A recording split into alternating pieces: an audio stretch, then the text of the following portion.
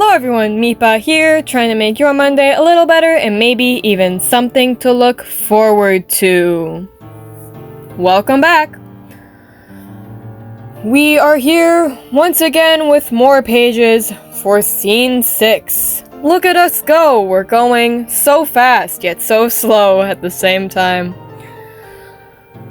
Still in the dungeons, these characters are, discussing the plans of how things are supposed to go.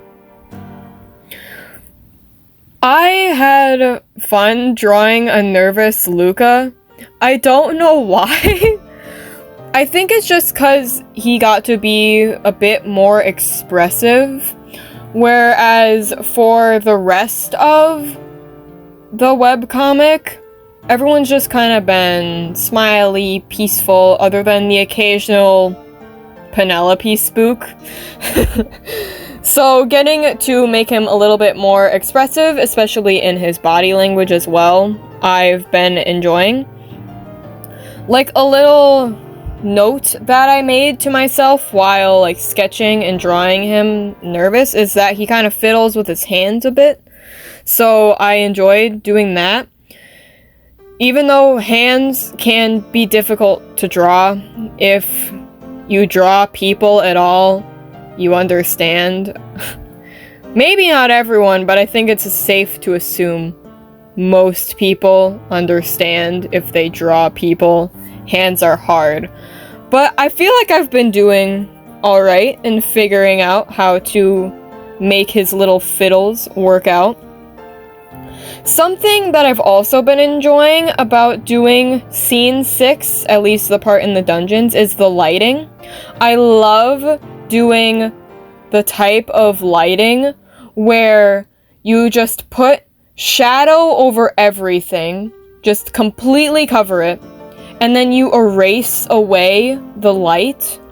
It's such a satisfying process for me to be able to erase the solid shadow color and reveal the colors of the characters beneath.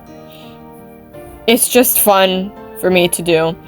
It sometimes takes a little longer, I feel like, which I don't know why. It just felt like it's been taking longer. I think it's just because the small sources of light, because it's a very direct light source from little flames.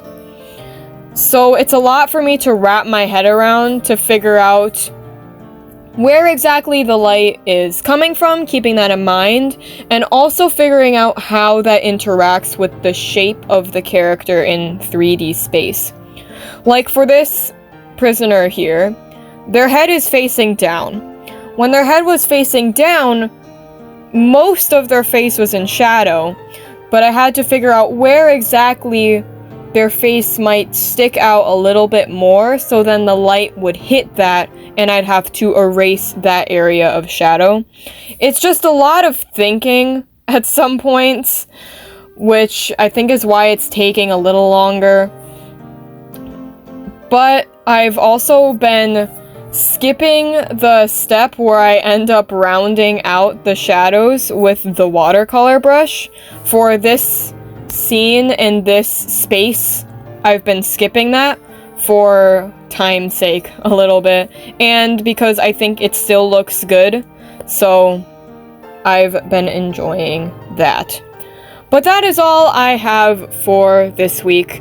I hope you all enjoyed my ramble once again, and I hope to see you in the next one. Goodbye!